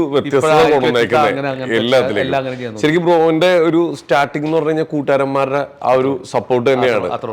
അവന്മാരാണ് ഇപ്പോഴും അവരെല്ലാവരും അവരെല്ലാം ഈ പടത്തിനെ വിളിച്ചിട്ടുണ്ട്. നമുക്കൊരു സീരീസ് അതുപോലെ തന്നെ അത്രയും വർഷം പരിചയമുണ്ട്. അവനും എന്റെ പഴയ കൂട്ടുകാരനാണ്. ഓക്കെ ഓക്കെ അങ്ങനെ കൂട്ടുകാരന്മാരായിട്ടുള്ള പരിപാടികൾ. ഓക്കെ, ആ ഒരു സാധനമാണ് പോയിക്കൊണ്ടിരിക്കുന്നത്. ബ്രോ അതിലൊരു സീനില്ലേ ബ്രോ ഇങ്ങനെ റോട്ടിലേക്കുമ്പോ ഒരുത്തം വന്ന് ചൂടാകുമ്പോ അവിടെ ഇരിക്കുന്ന ഇങ്ങനെ വിളിക്കൂലേ, അത് ശരിക്കും അത് എവിടെ വെച്ചായിരുന്നു? പാലാട്ടത്ത് നമ്മുടെ കൃഷ്ണയില്ലേ, അതായത് നമ്മുടെ പെട്രോൾ പമ്പില്ലേ, നമ്മുടെ ഏത് പമ്പെന്ന് വെച്ചാൽ നമ്മൾ പാലാട്ടത്ത് രണ്ട് സൈഡിൽ നിന്നുള്ള പമ്പാണ്, കാക്കനാട്ടെ കോൺ ഒഴിക്കുള്ള രണ്ട് സൈഡിൽ ഇപ്പുറത്തെ കൃഷ്ണയുടെ മുമ്പിൽ വെച്ചിട്ട് ആ കൃഷ്ണന്റെ അമ്പലം. അതെ അതെ, കൃഷ്ണ അമ്പലത്തിന് അപ്പുറത്തില്ല, കൃഷ്ണ സൂപ്പർ മാർക്കറ്റ് ആ പമ്പിന്റെ മുമ്പിൽ. ശരിക്കും ബ്രോ ഞാൻ ലിഫ്റ്റ് എന്താ ശരിക്കും ആ പടത്തിൽ കാണിച്ചേക്കുന്നത് ഞാൻ അവിടെ വെച്ച് വരെ പരിചയപ്പെടാനായിട്ടാണ്. അങ്ങനെയല്ല, ആക്ച്വലി ഞാനും മോശമൊക്കെ നേരത്തെ കൂട്ടുകാരാണ്, പണ്ടേ കമ്പനിയാണ്. അപ്പൊ പിന്നെ നമ്മൾ ആ പടത്തിനകത്ത് അങ്ങനെ മാറ്റിയെന്ന് മാത്രമേ ഉള്ളൂ. ഓക്കെ, അപ്പൊ മോശമൊക്കെ അവിടെ ഉണ്ടായിരുന്നു, അമ്മരൊക്കെ ഉണ്ടായിരുന്നു അവിടെ. അപ്പൊ കൈ കാണിച്ചപ്പോ തെറി പറഞ്ഞപ്പോ പണി കൊടുത്താണ്. ശരിക്കും ഇതിൽ ഉണ്ടായിരുന്ന സംഭവങ്ങളാണ് റിലേറ്റ് ചെയ്യുന്നത്. ബ്രോ ഒരു കാര്യം ചോദിക്കട്ടെ, ഈ ഒരു ധൈര്യമില്ലേ നമുക്ക്? ഓക്കെ, എന്റെ കൂട്ടുകാരന്മാരെ വെച്ചിട്ട് ഞാനങ്ങ് ചെയ്യാം. ഒരു ബ്രോക്ക് അറിയാലോ, ഒരു ടൈമില് നമ്മൾ ചാൻസ് ചോദിക്കാൻ ചെന്ന് കഴിഞ്ഞാൽ എക്സ്പീരിയൻസ് ഉണ്ടോ എന്ന് ചോദിക്കുന്ന ഒരു കാലഘട്ടമാണ്. ആ കാലഘട്ടത്തിലാണ് ഒന്നും എവിടെയും മോൻ കാണിക്കാത്ത കുറെ പേരെയും കൊണ്ട് ബ്രോ അങ്ങോട്ട് ചെന്നത്. ആ ഒരു കോൺഫിഡൻസ് എവിടെ നിന്ന് കിട്ടിയോ? ആ ധൈര്യം എങ്ങനെയായിരുന്നു? അത് നമുക്ക് എനിക്കത് തോന്നി വെച്ചാൽ അതാണല്ലോ നമ്മള്, അതാണ് നമ്മൾ മറ്റുള്ളവരിൽ നിന്ന് വ്യത്യസ്തരാക്കുന്നത്. അല്ല, അത് നമ്മൾ നമുക്ക് അതാണല്ലോ അതിന്റെ ട്രിപ്പ്. തീർച്ചയായിട്ടും നമുക്ക് അതിലൊരു സന്തോഷം കിട്ടും. നമുക്ക് അറിയാലോ അത് വേറെ ആര് ചെയ്യണേക്കാളും ഇവൻ പറയുമ്പോൾ അടിപൊളിയാണെന്ന് തോന്നുന്നില്ല. തൊമ്മി, നമ്മുടെ തൊമ്മിച്ചൻ ഫ്രീക്കൻ, മറ്റേ മച്ചാനെ ഫ്രീക്കൻ, അവൻ പറഞ്ഞ പോലെ ആരെങ്കിലും പറയാൻ പറ്റുമോ? തൊമ്മിച്ചിനൊക്കെ എന്തോ കസ്റ്റം മെയ്ഡ് സാധനമല്ല, ആൾക്കാരെ എന്തോ പറഞ്ഞുണ്ടാക്കിച്ചേക്കണല്ലേ, അതുപോലത്തെ ആൾക്കാരെ കിട്ടണ്ടേ? വെറുതെ വേറെ ആൾക്കാരൊക്കെ ചെയ്ത് അഭിനയമായി പോകും. ഇതൊക്കെ ജീവിതത്തിൽ അങ്ങനെയല്ലേ, സിനിമയിൽ അഭിനയിച്ച എന്തോ പാടോ അത്രേ ഉള്ളൂ. എല്ലാം കൈവിട്ട് പോയി നിൽക്കുന്ന ഒരു മൊമെന്റ് ആ സിനിമയിലുണ്ട്. അപ്പം ഇനി ഇല്ല, ഇനിയിപ്പോ എനിക്കൊരു അവസ്ഥ ഇല്ല, അതും ഫേസ് ചെയ്തിട്ടുണ്ടോ? അത് ലോകത്ത് പാസ് സമയത്ത് മാത്രമല്ല പല കാര്യങ്ങളിലും ഫേസ് ചെയ്തിട്ടുണ്ട് നമുക്ക് കിട്ടിയത്. പക്ഷെ എനിക്കത് ഒരു അങ്ങനെ ഒരു ഇമോഷണലി ഡിപ്രസ്ഡ് ആവൂലേ? ആ പടത്തിൽ അത്ര ഡിപ്രഷൻ എനിക്ക് വരാറില്ല. ഇതില്ല. അത് പിന്നെ പടത്തിന് വേണ്ടി നമ്മൾ അനൂപേട്ടൻ ആണല്ലോ ഡയറക്റ്റ് ചെയ്തത്. അനൂപേട്ടൻ പറഞ്ഞാൽ കുറച്ചും കൂടി ഇമോഷണൽ സാധനങ്ങൾ വേണം. അനൂപേട്ടനാണ് ആ ഇമോഷൻ സൈഡ് മൊത്തം. എനിക്ക് ഞാൻ അത്ര വലിയ ഇമോഷണൽ വികാരം, കാരണം നമ്മൾ ഇത്രയും പ്രാന്തന്മാർ കൂടെയുള്ളതുകൊണ്ടും കൂട്ടുകാരുള്ളതുകൊണ്ടും ഇന്നൊരു സംഭവം അല്ലെങ്കിൽ അതിന്റെ 15 മിനിറ്റ് കഴിയുമ്പോൾ എന്തെങ്കിലുമൊക്കെ പൊട്ടത്തരം കാണിച്ച് നമ്മുടെ ലൈവ് കാരണം അത്രക്ക് ഐറ്റംസ് ആണ് എന്റെ കൂടെ ഉണ്ട്. ഏലിയൻസിന്റെ കൂടെ ഞാൻ ജീവിക്കുന്നത്. നമ്മുടെ ബേസില് അന്ന് ആ ക്യാരക്ടർ ബേസിലിന്റെ എല്ലാരും ചിരിച്ച സാധനമാണ്. അന്ന് ബേസിൽ ആരാണെന്ന് എന്താണോ അധികം ആൾക്കാരിലേക്ക് എത്തിയിട്ടില്ല. ഇന്ന് ബേസിൽ ട്രെൻഡിൽ നിൽക്കുകയാണ്. ഇപ്പോഴും ആൾക്കാരൊന്ന് കണക്ട് ചെയ്യുമ്പോഴത്തേക്കും ആ പവർ, ഇന്നത്തെ ബേസിലിന്റെ പവർ അവിടെ കാണിച്ചിട്ടുണ്ട്. ഉറപ്പായിട്ടും ബേസിലായിട്ട് എങ്ങനെയായിരുന്നു ഒരു കണക്ഷൻ? ബേസിൽ എന്ന് പറഞ്ഞാൽ ശരിക്കും നമ്മുടെ ഹോം ലിമിറ്റ്സ് എഴുതുന്ന സമയത്ത് എഡിറ്റർ ബേസിൽ നിന്ന് ഒരു ക്യാരക്ടർ ഉണ്ടാക്കിയിട്ടുണ്ടായി. അന്ന് നമ്മുടെ ചാനലിലുണ്ടായിരുന്ന ഒരുത്തിന്റെ പേരും ബേസിൽ തന്നെയായിരുന്നു. അപ്പൊ ആ ക്യാരക്ടറിന്റെ പേര് പൊട്ടം ബേസിൽ നിന്നിട്ടാണ്. അപ്പൊ ഈ അസിസ്റ്റന്റ് ഡയറക്ടർ ആവാൻ വേണ്ടി വന്നാണ് ഇവൻ ബേസിലി. അപ്പൊ അനൂപേട്ടനെ പിടിച്ച് അഭിനയിപ്പിച്ചത്. അപ്പൊ ഇവന്റെ പേരും ബേസിലും ഇതും രണ്ടും അങ്ങനെ ആയതാണ്. ഞാനപ്പോ എന്റെ പേരെന്താണ് ബേസിലാ. അപ്പൊ എഴുതിയേക്കണ ക്യാരക്ടർ ബേസിൽ ഞാൻ വിചാരിച്ചത് എങ്ങനെ കറക്റ്റ് ആയത് എനിക്ക് ഒരു പിടിയില്ല. പിന്നെയാണ് നമ്മൾ അങ്ങനെയാണ് ഞാൻ കമ്പനി ആവണത്. നമുക്ക് അനൂപേട്ടനാണ് അവനെ കൊണ്ടുവന്നത് ആക്ച്വലി. അങ്ങനെ കമ്പനിയായി. പിന്നെ അവനുമായിട്ട് കമ്പനി ഒരുമിച്ച് അഭിനയിക്കണല്ലോ. അപ്പൊ അന്ന് ഇവന് അഭിനയിക്കണമെന്നുള്ളതില്ല, അവന് ഡയറക്ട് ചെയ്യണമെന്നുള്ളതാണ്. അവന് ഷോർട്ട് ഫിലിം ഒക്കെ ചെയ്തിട്ടിരിക്കുന്നത്. അന്ന് കുഞ്ഞിരാമന്റെ ഡയറക്ഷൻ കുറിച്ച് മാത്രം പറഞ്ഞു കേട്ടിട്ടുള്ളത്. പിന്നീടാണ് അവൻ അഭിനയത്തിലേക്ക് കടക്കുന്നത്. അത് കഴിഞ്ഞിട്ടാണ്. ആ സമയത്ത് മുന്നേ അഭിനയം ഈ പടത്തിൽ വിളിച്ചപ്പം അസിസ്റ്റന്റ് ഡയറക്ടറായിട്ട് വിളിച്ചപ്പോൾ ഇവൻ അഭിനയിച്ചു എന്നുള്ളൊരു അഭിനയം എനിക്ക് അങ്ങനെയാണ്. അപ്പോൾ ഞാൻ പെർഫോം ഞങ്ങൾ ഒരുമിച്ചാണല്ലോ കൂടുതൽ സീൻസ് ചെയ്തുകൊണ്ടിരിക്കുന്ന സമയത്ത് എനിക്ക് ഭയങ്കര രസോട്ട് ചെയ്യണമെന്ന് തോന്നിയിരിക്കും. അപ്പോൾ ഞാൻ പറഞ്ഞ ഭയങ്കര രസോട്ട് ചെയ്യുന്നുണ്ട്. അപ്പം ഞാൻ അനുപേട്ടനോട് പറഞ്ഞു, അനുപേട്ടൻ ഇപ്പം നല്ല രസോട്ട് അഭിനയിക്കണല്ലോ. അപ്പോൾ ഞങ്ങൾ തമ്മിൽ ഈ സീക്വൻസ് ഷൂട്ട് ചെയ്യുമ്പോഴേ ഇവൻ പൊട്ടം ബേസിലായിട്ട് ഇരിക്കണമല്ല. അപ്പം ഭയങ്കര ക്യൂട്ടായിട്ടാണ് ഇരിക്കണം ആ സമയത്ത്. ഭയങ്കര ഒരു ബേബി ഫേസ് ആണ് ആ സമയത്ത്. ഭയങ്കര. അപ്പൊ ഞാൻ ഇപ്പോഴും പിന്നെ എടാ അനുപേട്ടൻ എന്ത് ക്യൂട്ടാണെന്ന് അത് ഭയങ്കര എഡിറ്റിങ്ങിനെ കുറിച്ച് പറഞ്ഞു കൊടുക്കും. നമ്മൾ കാണുമ്പോൾ അത്ര ഉള്ളെങ്കിലും ഷൂട്ടിംഗ് സോ ലോങ്. ഒരു 2 weeks ഇരുന്ന് എഡിറ്റിംഗ് ആയിരുന്നു. ഭയങ്കര. ആ പടത്തിൽ അത്ര സീക്വൻസ് ഇല്ല, പക്ഷെ ഒരുപാട് ദിവസം ഞങ്ങൾ ഷൂട്ട് ചെയ്താണ് ചെറുതാക്കി കാണിച്ചേക്കണേ. അപ്പൊ രാവിലെ 6 മണിക്ക് പോയിട്ട് ഞങ്ങൾ രണ്ടുപേരും ഈ നീലത്തൂരിന്റെ മുമ്പിൽ പോയിട്ട് ഇങ്ങനെ കൈകൊണ്ട് ഇളക്കി കളിച്ചിട്ടിരിക്കണം. എഡിറ്റ് ചെയ്യണം മറ്റേ കുറച്ച്, കാരണം അവിടെ ഫ്രെയിമിലൊന്നും ഇല്ലല്ലോ, ബ്ലൂ സ്ക്രീൻ അല്ലേ. രാവിലെ മുതൽ വൈകുന്നേരം വരെ തിന്നു. പിറ്റേ ദിവസം അത് തന്നെ രാവിലെ. അപ്പോൾ അങ്ങനെ ഞങ്ങൾ എല്ലാ ദിവസവും പോയിരിക്കും. അപ്പോൾ ഞങ്ങൾക്ക് ഇരുന്നിരുന്ന് മടുത്ത് ആക്ച്വലി. കാരണം അങ്ങനെ നമ്മൾ ഷൂട്ട് ചെയ്യുന്ന രീതി അപ്പോൾ അന്നത്തെ കാലത്ത് ബ്ലൂ സ്ക്രീൻ ഒട്ടിച്ചിട്ടൊക്കെ ഷൂട്ട് ചെയ്യണം. നമ്മളിപ്പോഴത്തെ പോലത്തെ ടെക്നോളജി ഇല്ലല്ലോ അന്നത്തെ കാലത്ത്. അപ്പോൾ ഹാർഡായിരുന്നു നമുക്ക് ഷൂട്ട് ചെയ്യാന്നുള്ളത്. ഓരോ വർഷം കഴിയുന്തോറും സിനിമ മാറുന്നു, സിനിമയുടെ ട്രെൻഡ് മാറുന്നു, എക്യുപ്മെന്റ്സ് മാറുന്നു, എല്ലാം മാറിക്കൊണ്ടിരിക്കുകയാണ്. ഇപ്പൊ അവിടെ നിന്ന് തുടങ്ങി ഇപ്പൊ വന്ന് ഇപ്പൊ നമ്മുടെ ഏറ്റവും പുതിയ ആൻഡപ്പന്റെ അത്ഭുത പ്രവൃത്തിയിലേക്ക് എത്തി നിൽക്കുമ്പോൾ എന്തൊക്കെയാണ് ഇത്രയും വർഷത്തെ എക്സ്പീരിയൻസിൽ ഇതിൽ നമുക്ക് ചെയ്യാൻ പറ്റിയാണ്? അല്ലത് ബേസിക്കലി എനിക്ക് തോന്നിച്ചാലേ ഇപ്പം നമ്മളിപ്പം തമാശ എപ്പോഴും പഴയ തന്നെയാണ്. ഇപ്പം നമ്മൾ തെങ്കാശിപ്പട്ടം കണ്ട എപ്പോഴും ചിരിക്കും. തീർച്ചയായിട്ടും നമ്മളിപ്പോഴും സലീമേട്ടൻ കോമഡി ചിരിക്കും. ഉറപ്പായിട്ടും. പക്ഷേ ഇപ്പോഴത്തെ ന്യൂ ജനറേഷൻ തമാശകൾക്ക് നമുക്ക് അത്രയും ചിരി കിട്ടില്ല. നമുക്ക് പറഞ്ഞ് ചിരിക്കാൻ പറ്റിയ വിറ്റില്ല. ഓക്കെ, ഈ പറഞ്ഞ് ചിരിക്കാൻ പറ്റിയ വിറ്റുകളാണ് എനിക്ക് കൂടുതൽ ഇഷ്ടം. ഇപ്പം നമ്മളിപ്പോഴും സലീമേട്ടൻ്റെ ശരിക്കും ബിരിയാണി കൊടുത്താൽ അങ്ങനത്തെ സാധനങ്ങൾ നമ്മളിപ്പോഴും പറയുമല്ലോ. നമ്മുടെ ജീവിതമായിട്ട് ബന്ധപ്പെട്ട് പോയത്. പക്ഷെ ഇപ്പോഴത്തെ പല പടങ്ങളിലും ആ സാധനം കിട്ടണില്ല. നമുക്ക് കാണുമ്പോൾ ഒരു ചിരിയുണ്ട് തിയേറ്ററിൽ, അത് കഴിഞ്ഞ് നമ്മൾ പോയിരുന്ന് ആലോചിച്ചിട്ട് ഇരിക്കണില്ല. മറ്റേത് നമുക്ക് ഇപ്പോഴും മറ്റേ സലീമേട്ടൻ, ഭയങ്കര ഫാനാണ് സലീമേട്ടൻ്റെ. ഭയങ്കര നമ്മളെല്ലാവരും റിയൽ ലൈഫിൽ പറയുന്ന കുറെ കാര്യങ്ങൾ മറ്റേ ഒട്ടകത്തെ കുറിച്ച് നിങ്ങൾ പറയും. അതെനിക്ക് എന്ത് ഇഷ്ടം വാക്കൊന്നും പറയാൻ പറ്റൂല, അത്ര അടിപൊളിയാ. അത്ര ഞാൻ പറയുമ്പോ ഈ അങ്ങനത്തെ വിറ്റുകൾ ഇപ്പൊ ഇല്ല. അപ്പൊ ഞാനപ്പോ ഇതാ ട്രൈ ചെയ്തത് ഈ അത്തരം വിന്റേജ് ടൈപ്പ് തമാശകളുണ്ടല്ലോ, നമുക്ക് എപ്പോഴും പറഞ്ഞിരിക്കാൻ പറ്റുന്ന തമാശകൾ. അപ്പം ഈ മൊമെന്ററി ജോക്സും ഉണ്ട്, ഈ ഇങ്ങനത്തെ ജോക്സ് ഉണ്ട്, ഹുക്കായിട്ട് അങ്ങനത്തെ സാധനങ്ങളുടെ പെരുന്നാളാണ് ഇതിനകത്ത് കൊടുത്തേക്കുന്നത്. ഓക്കെ, നമ്മുടെ ഞാൻ ഒന്നുകൂടി പറയാണ്, ഹോംലി മീൽസിൽ എടുത്ത് കുറെ കാലം ട്രെൻഡായ ഒരു സാധനമാണ് ഷക്കീല കരയാറില്ല. എനിക്ക് അറിയുന്നുണ്ടെങ്കിൽ അത് വേറെ അവസ്ഥയിലായിരിക്കും. അത് പല സ്ഥലം. പിന്നെ ബാബുവാന്റെ ഡാൻസ് കളിക്കാറില്ല, ഡാൻസിന്റെ സാധനമില്ലേ അത്. അതുപോലെ മറ്റൊന്നും ട്രെൻഡ് ഏതെന്നറിയോ, പേര് അമീർ ഖാൻ മലപ്പുറത്താണ് അത് ട്രെൻഡ് ആയിരുന്നു. അതുപോലെ ഞാൻ മറ്റേ പുള്ളിയെടുത്തെന്ന് പറയില്ലേ, സാറേ ബഡ്ജറ്റ് തരാൻ പറ്റില്ലെന്ന് പറയുമ്പോൾ BLC മീഡിയ പ്ലെയർ പുറത്തുനിന്നുകൊണ്ട് തന്നെ പറയുമ്പോൾ പുള്ളി ഓക്കെ പറഞ്ഞിരിക്കില്ല. അതൊക്കെ ട്രെൻഡായിരുന്നു. അങ്ങനത്തെ വിറ്റുകൾ നമ്മൾ എത്ര കാലം കഴിഞ്ഞാലും നമ്മൾ വിൽക്കും. ലൈവാ. അങ്ങനത്തെ ലൈവ് വിറ്റ് ഇപ്പില്ല. ആ ലൈവ് വിറ്റാണ് എനിക്ക് ഇഷ്ടം ആക്ച്വലി. ബ്രോയ്ക്ക് സിനിമയിൽ ചെയ്യാൻ ബുദ്ധിമുട്ടുള്ളത് എന്തെന്നാ? ഡാൻസ്, പാട്ട്? എനിക്ക് ബേസിക്കലി അതിനപ്പുറത്തേക്ക് ഞാൻ മ്യൂസിക് ചെയ്യുമല്ല. എനിക്ക് ഇതിൽ ഗോപിച്ചേട്ടൻ എഴുതേക്കണേ. കാരണം ഇങ്ങനത്തെ പടം ചെയ്ത് ശീലിച്ച് ഗോപിച്ചേട്ടൻ മാത്രമേ ഉള്ളൂ. ഓക്കെ, ഗോപിച്ചേട്ടനാണ് ഈ പെരപ്പുറത്തേക്ക് പരിചയമുള്ളത്. പണ്ടത്തെ സ്റ്റൈലിൽ ചെയ്യാൻ അറിയാം. പുള്ളിയും മറ്റേ ചാർലിയും ചെയ്യും, പുള്ളിയും മറ്റേ നമ്മുടെ എല്ലാ സ്റ്റൈലും ചെയ്യും. കോമഡി ഗോപിച്ചേട്ടൻ ചെയ്യും, ട്രെൻഡിന്റെ കൂടെ പോകും. ആ മാസം വരും തിയേറ്ററിൽ ആവശ്യമുള്ള സാധനം പുള്ളി ചെയ്ത തിയേറ്ററിൽ ഇരിക്കുന്നത് നമുക്ക് ആ ഫീൽ ചെയ്യും. ആ സ്കോറിനെ വലിപ്പം കൊണ്ടുവരാൻ ലിഫ്റ്റ് ചെയ്യാൻ അറിയാം. തിയേറ്ററിന് വേറൊരു സ്റ്റൈലാണ് പടം ലിഫ്റ്റ് ചെയ്യണേ. അത് ഗോപിച്ചേട്ടാ ഞാൻ ചോദിച്ചത്, നമുക്ക് ഡാൻസ് കളിക്കാൻ ഡാൻസ് എനിക്കങ്ങനെ ഡാൻസ് കളിക്കേണ്ട ആവശ്യം വന്നിട്ടില്ല. അതുകൊണ്ട് ഞാൻ വേണ്ടി വന്നാൽ എപ്പ കളിച്ചു നോക്കിയാൽ ഇത്ര ഇതൊക്കെ ചെയ്തില്ലേ, കഥ എഴുതി അഭിനയിച്ചത് എല്ലാം ചെയ്തു. എന്നോട് പറഞ്ഞ് ഞാൻ ചെയ്ത് അത്രേ ഉള്ളൂ. അതൊക്കെ എനിക്കങ്ങനെ ഒരു അല്ല, നമുക്കിപ്പോ എല്ലാം ഇഷ്ടമുള്ള നമ്മളിപ്പോ ജാക്സന്റെ പാട്ടിട്ട് മോട്ടോമേരി ഡാൻസ് കളിച്ചു പോലും. പിന്നെ ഡാൻസ് കുറച്ച് ഓർഗനൈസ്ഡ് കളിക്കുന്നതാണല്ലോ സിനിമ. ഒറ്റയ്ക്ക് ഡാൻസ് കളിക്കാൻ മലയാളി നമ്മള് ഏത് പണ്ടത്തെ ഏറമാര് പാട്ട് കേട്ടാലോ ഇപ്പൊ നമ്മൾ ഡാൻസ് കളിക്കുന്നത്. രാവിലെ മറ്റേ പ്രശ്നമുണ്ട്, ഞാൻ രാവിലെ പാട്ട് വെച്ചിട്ട് ഡാൻസ് കളിക്കും. എനിക്ക് വലിയ സന്തോഷം. ഏറമാന്റെ പണ്ടത്തെ കാതലൻ, മറ്റേ ഇത് മറ്റേ ഇളയരുടെ ആട്ടമ എനിക്ക് ഭയങ്കര ഇഷ്ടമാണ്. രാവിലെ അത് കേൾക്കുമ്പോൾ ഇൻഡസ്ട്രിയിലെ നമുക്ക് എന്തെങ്കിലും ഒരു മാറ്റം വരുത്താൻ ഇപ്പൊ ബ്രോയ്ക്ക് ഒരു അധികാരം വന്നു കഴിഞ്ഞാൽ എന്ത് മാറ്റമാണ് ഈ ഇൻഡസ്ട്രിയിൽ വരുത്താൻ?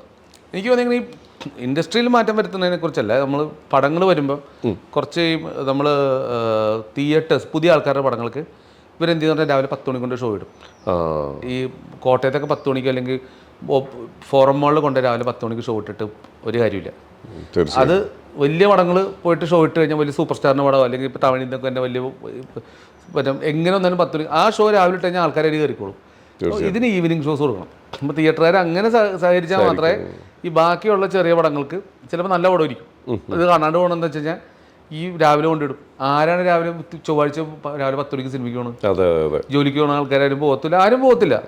ആരും മെനക്കെട്ട് 10 മണിക്ക് പോയിട്ട് ഫോറം മാൾ വരെ പോയി അല്ലെങ്കിൽ നമ്മൾ മറ്റേ പോയി അപ്പോൾ അതൊക്കെ ഈവനിങ് ആയി കഴിയുമ്പോൾ എല്ലാവർക്കും ജോലി കഴിഞ്ഞ് 10:30 ഷോ ഇട്ട് കഴിഞ്ഞാൽ ഒരു ആശ്വാസമാണ്. ഒരുപാട് പുതിയ സിനിമക്കാർക്ക് എല്ലാവർക്കും സഹായം ചെയ്യും. പുതിയ ആൾക്കാർക്ക് ഡിഫറൻറ്റ് പടം പിടിക്കും, ചെറിയ ആർട്ടിസ്റ്റിനെ വെച്ച് പടം പിടിക്കണം, നല്ല പടം പിടിക്കുന്നവർക്കൊക്കെ വൈകുന്നേരത്തെ ഷോ ആണെങ്കിൽ അവർക്ക് ഭയങ്കര ബ്രീത്തിങ് സ്പേസ് കിട്ടും. മറ്റേത് അതില്ല. ഇവർ കൊണ്ടുപോയിട്ട് മറ്റേ സ്റ്റാറിൻ്റെ വലിയ പടം അത് ഇട്ടോട്ടെ, അത് അവർക്ക് രാവിലെ അത് എസെൻഷ്യൽ ആണല്ലോ, എന്തെങ്കിലും കാണുമല്ലോ ആൾക്കാർ. രാവിലത്തോ അവർ കാണുന്നതിന് കുഴപ്പമില്ല. ഇങ്ങനത്തെ പടങ്ങൾക്ക് ഈവനിങ് ഷോസ് ആക്കി കൊടുത്തു കഴിഞ്ഞാൽ അത് ഒരുപാട് പടങ്ങൾ വരുമെന്ന്, ഒരുപാട് ആൾക്കാർ പടം ചെയ്യാൻ വരും. ഉറപ്പായിട്ടും എല്ലാവർക്കും ഒരു പേടി അതാണ്. ഇതെല്ലാം എടുത്ത് നമ്മൾ കഴിഞ്ഞിട്ട് ഇവർ പറയും മറ്റേ ഇവിടെ ഇപ്പം മൂവാറ്റുപുഴയിൽ പടം മാറി, ആള് കാണാനില്ല, എത്ര മണിക്ക് ഷോ, ഉച്ചക്ക് 12 മണിക്ക് ആരും നല്ല പടം കൊണ്ടുപോയിട്ട് ഉച്ചക്ക് കൊണ്ടുപോയിട്ട് ആരും കാണാൻ പോകണില്ല. എന്നിട്ട് പറയാം അതെന്താ എന്ത് ചെയ്യാൻ പറ്റും, അത് ഭയങ്കര മോശമാണല്ലോ എന്ന് പറയും. ആക്ച്വലി അത് വൈകുന്നേരം ഇട്ട് കഴിഞ്ഞാൽ അത് കുറച്ചുകൂടി ആൾ കയറും. ഇനി അതിനുള്ളൊരു സൗകര്യം ഇവർ ചെയ്ത് തന്നില്ല. മാറ്റം ഉടനെ വരട്ടെ, ഇത് മനസ്സിലാക്കി ഒന്ന് പെരുമാറട്ടെ. അങ്ങനെ ചെയ്ത ഒരുപാട് ഫിലിം മേക്കേഴ്സ് രക്ഷപ്പെട്ടു പോകുന്നത്. ഇപ്പൊ ഡിഫറെന്റ് പടം എടുക്കണം എന്തോരം ആൾക്കാരുണ്ടെന്ന് അറിയാം. അവരുടെ പടങ്ങളൊക്കെ ആൾക്കാർ കാണുന്നത്. സിനിമ എടുക്കാന്ന് പറഞ്ഞാൽ ചെറിയ കാര്യമല്ല, ഒരിക്കലും ഇത്രയും പേരുടെ എഫേർട്ട് അല്ലേ. അത് തിയേറ്ററിൽ കൊണ്ടുവന്നിട്ട് അവര് അങ്ങ് മാറ്റാന്ന് പറഞ്ഞാൽ, അതായത് നമ്മൾ ഈ എഫേർട്ട് എല്ലാം എടുത്തിട്ട് കഴിഞ്ഞിട്ട് വിളിച്ചു പറഞ്ഞാൽ രാവിലെ 10 മണിക്കുണ്ട്, 9:30 ഷോ ഉണ്ട്, 10:30 ഷോ ഉണ്ട്.